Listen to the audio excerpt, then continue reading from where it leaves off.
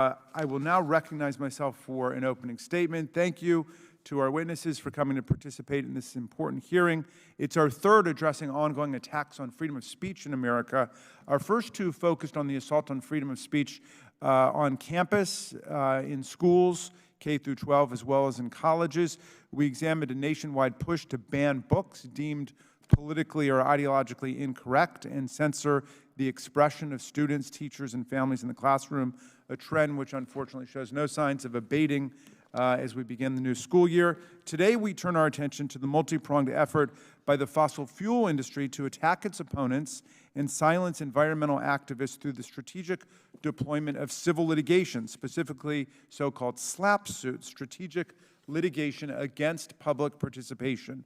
SLAPP suits come in many forms: civil suits alleging defamation, libel, slander, tortious interference with contract, and even allegations that individuals or groups are engaged in a corrupt racketeering enterprise under RICO. For example, Energy Transfer Partners, the company that's building the Dakota Access Pipeline and which made $66 billion in revenues in 2021, alleged that environmental nonprofits and other activists were engaged in criminal racketeering violations against the company. Its claim was that the defendant's First Amendment protected activities, such as organizing, talking to neighbors, communicating with people online, sharing information, and protesting against pipeline construction, constituted predicate acts sufficient to trigger RICO Act liability and cause the award of millions of dollars in damages.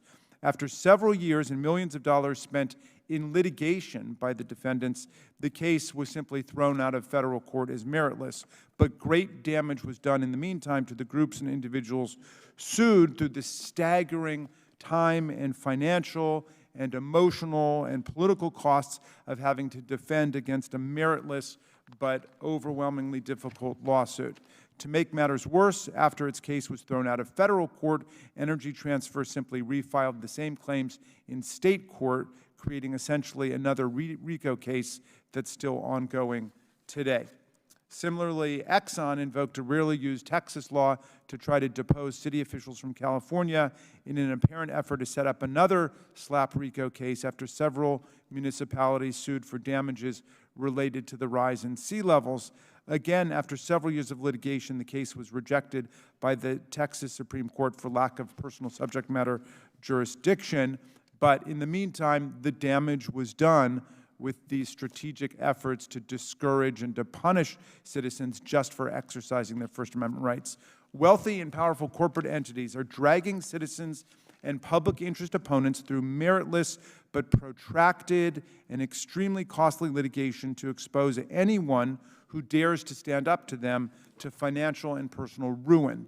In its work to silence its critics, the fossil fuel industry is also pushing for the passage of anti-protest laws dressed up as critical infrastructure protection statutes, and we're going to hear about these. The first of these laws was passed in Oklahoma in 2017 with the explicit purpose of punishing pipeline protesters. While the state already had criminal penalties for trespass, vandalism, destruction of property, and tampering, the new law created draconian penalties for the exact same crimes in the vicinity of critical infrastructure, such as terms of up to 10 years in prison for vandalism or defacing property. Under that law, individuals and groups could be fined or sued for tens of thousands of dollars for involvement even in lawful activities like letting a critical infrastructure protester stay in your home or camp on your property. Since that time, 16 states have followed with substantially similar or identical statutes which dramatically increase civil and criminal penalties for what would otherwise be misdemeanor civil disobedience offenses like disorderly conduct or clearly First Amendment protected activity like rallying and chanting and taking a position on a public policy question.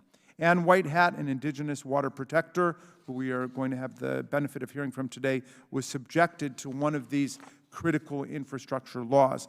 In Louisiana, where she was apprehended by law enforcement officers who were moonlighting on the fossil fuel industry's payroll, as private officers, she faced up to 5 years of hard labor for the crime of trespass. This is despite having been permitted to be on the land that she was removed from by the landowners. It's crucial that Congress protect the rights of American citizens and civic groups to engage in lawful political protest from whatever political perspective without being subjected to ruinously expensive and meritless retaliatory litigation. Presently, 30 states have, in a bipartisan manner, adopted anti-SLAPP laws to protect citizens from baseless lawsuits. However, 18 states don't have these laws in place, and there has never been a federal anti-SLAPP law. In the coming days, I hope to introduce a strong federal anti-SLAPP corollary, and I hope my friend Ms. Mace and friends on both sides of the aisle will join me in our efforts to end the chilling and punitive practice of stifling and discouraging civic action by the people of the United States. I look forward to hearing from our witnesses today, and with that, I'm happy now to recognize the very distinguished ranking member, Ms. Mace, for her opening statement.